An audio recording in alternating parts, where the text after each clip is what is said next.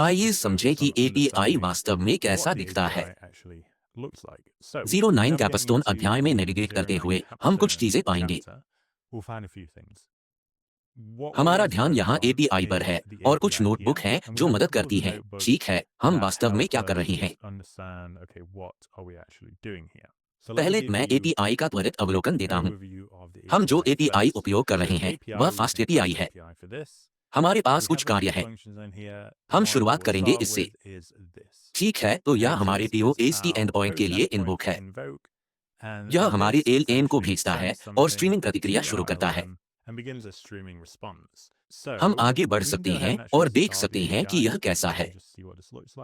अपने वातावरण के चर सेट करने के बाद हम अध्याय 9 कैपस्टोन एपीआई में जाएंगे और हम बस unicorn run main app reload करना चाहते हैं। हमें रिलोड की जरूरत नहीं, लेकिन कोड में बदलाव पर यह उपयोगी हो सकता है।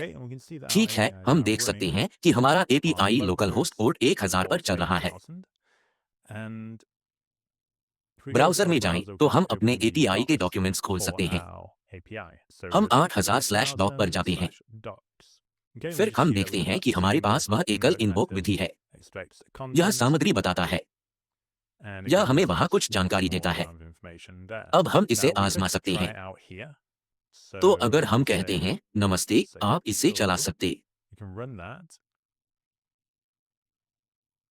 हम देखेंगे कि हमें प्रतिक्रिया मिलती है। ठीक है, अब यहाँ जो कमी है वह यह है कि यह हमें स्ट्रीम किया जा रहा है। ठीक है, यह केवल एक सीधा प्रायोजक नहीं है। यह एक स्ट्रीम है जिससे हम इस स्ट्रीमिंग टेस्ट नोटबुक पर नेविगेट कर सकें और हम इसे चलाएंगे। तो हम यहाँ रिक्वेस्ट्स का उपयोग कर रहे हैं। हम सिर्फ एक हम मानक पोस्ट अनुरोध नहीं कर रहे हैं क्योंकि हम आउटपुट स्ट्रीम करना चाहते हैं और जैसे ही हम उन्हें प्राप्त करते हैं आउटपुट प्रिंट करना चाहते हैं। यह सामान्य रिक्वेस्ट पोस्ट या रिक्वेस्ट गेट से अधिक जटिल है। तो हम यहाँ जो कर रहे हैं वह सत्र शुरू करना है जो हमारा पोस्ट अनुरोध है। हम उस अनुरोध से मिली सामग्री को दोहरा रहे हैं। जब हम एक टोकन प्राप्त करते हैं, कभी कभी यह नहीं हो सकता, हम उसे प्रिंट करते हैं। ठीक है, हमारे पास फ्लश ट्रू है जैसा कि पहले किया। आइए इसे परिभाषित करते हैं। अब एक सरल सवाल पूछें, 5 का योग क्या है। ठीक है, हमने देखा कि यह तेज था। इसने पहले प्रतिक्रिया दी और फिर इसके साथ सभी चीजें स्ट्रीमिंग की।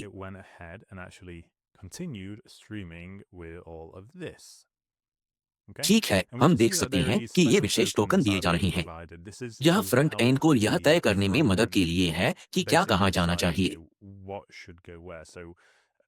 हम उपकरण के उपयोग और पैरामीटर के चरण दिखा रहे हैं। फ्रंट एंड तय कर रहा है कि कैसे प्रदर्शित करें। यह एकल स्ट्रीम है, लेकिन इसमें SEP टोकन है।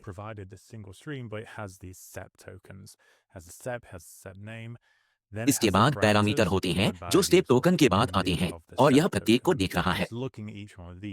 और फिर एक स्टेप नाम जिसे यह अलग मानता है। यह तब है जब यह अंतिम उत्तर स्टेप नाम देखता है। जब यह अंतिम चरण नाम देखता है तो यह टूल इंटरफेस दिखाने के बजाय सीधे टोकन को स्ट्रीम करना शुरू कर देता है, जैसे सामान्य चैट। अगर हम देखें कि हमारे अंतिम उत्तर में क्या है तो यह केवल उत्तर नहीं है ना। तो हमारे पास उत्तर है। यह सामान्य चैट आउटपुट में स्ट्रीम होता है, लेकिन उपकरणों का उपयोग भी है और इसे चैट के नीचे छोटे बॉक्स में जोड़ा गया है।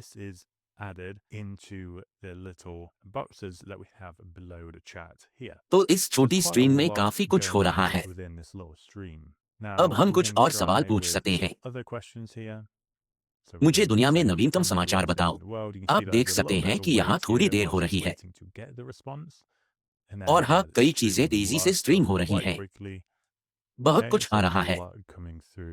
हम अन्य प्रश्न पूछ सकते हैं, जैसे ओस्लो में कितनी ठंड है। क्या 5 को 5 से गुणा किया गया है। ये दोनों समानांतर निष्पादित होंगे और जब उत्तर मिलेंगे एजेंट उन दो मानों को गुणा करने के लिए एक उपकरण का उपयोग करेगा।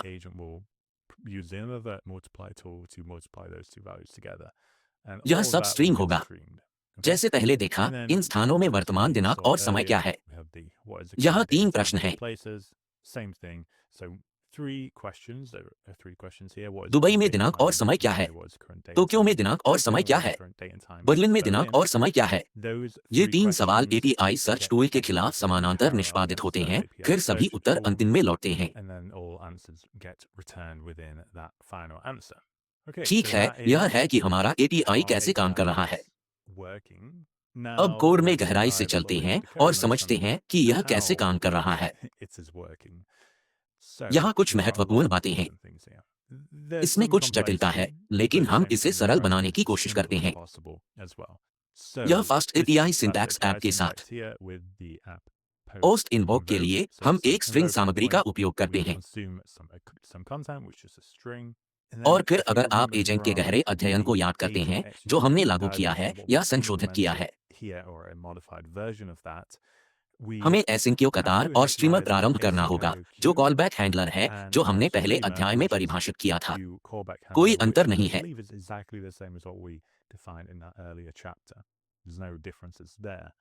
हम उसे परिभाषित करते हैं, फिर हम स्ट्रीमिंग प्रतिक्रिया लौटाते हैं। यह एक फास्ट एपीआई चीज है, क्योंकि आप प्रतिक्रिया स्ट्रीम कर रहे हैं। वह स्ट्रीमिंग प्रतिक्रिया। यहाँ कुछ गुण हैं जो फास्ट एपीआई या सामान्य एपीआई है।